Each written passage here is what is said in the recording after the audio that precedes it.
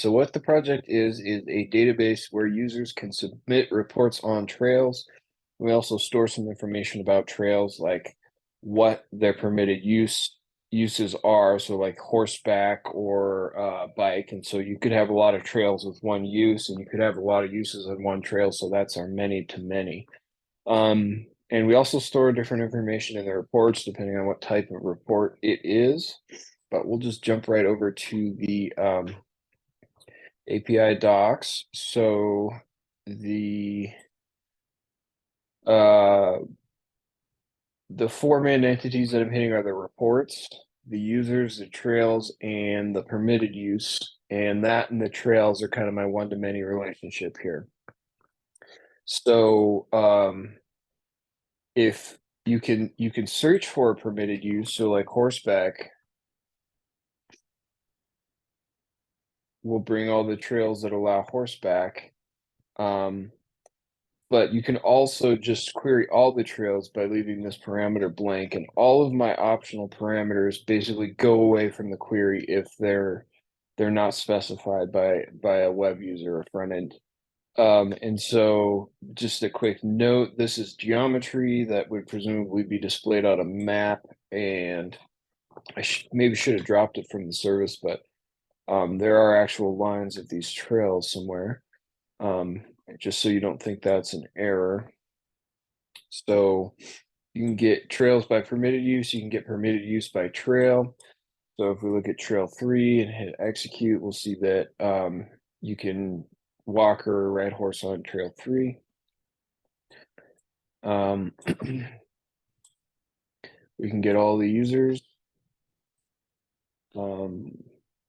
And a get user by ID method would be useful. But most of the whole CRUD thing that I built was on the reports, because that's what this is focused around. So looks like I've got a report here, and we'll call this our test report for video, and I'll hit execute, and I can see the reports and see what we got at the bottom here. Oh, test report for videos in there. And that is report ID 9. So I'll just go ahead and update that report. And we'll change it to a spot report and hit execute. Oh, it looks like I changed the description too. So now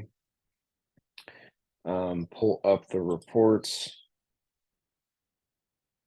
and hey, you know what? Let's filter these down a little by spot report. There should only be the one that I just made. So we can see that's the one, and the description has changed, and we can delete it.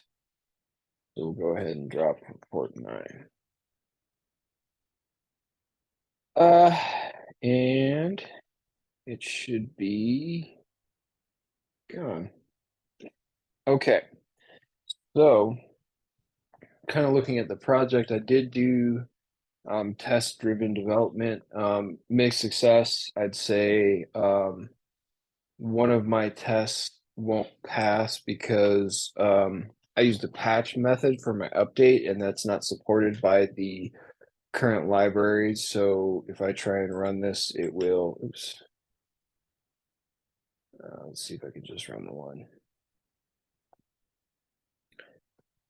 Basically, it says patch is not an allowed method. But I liked the way that the docs looked and the way things make sense if you actually map everything to the method that it is, and like post, put, delete, instead of making them all gets. That would be another way to solve it and have my tests run. So there's some workaround to do there. The coolest stuff is in this is a one-person project, so I did it all, but the coolest stuff is in the report controller, the actual controller interface, and the report DAO, because that's where I had to do all of the different CRUD operations. Where are we?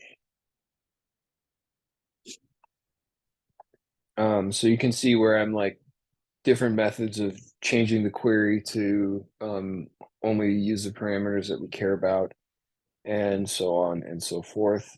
Some of that should probably move to the service, but that's again for um, the next iteration. But I think we're pretty much sitting here at a minimum viable project. Here's my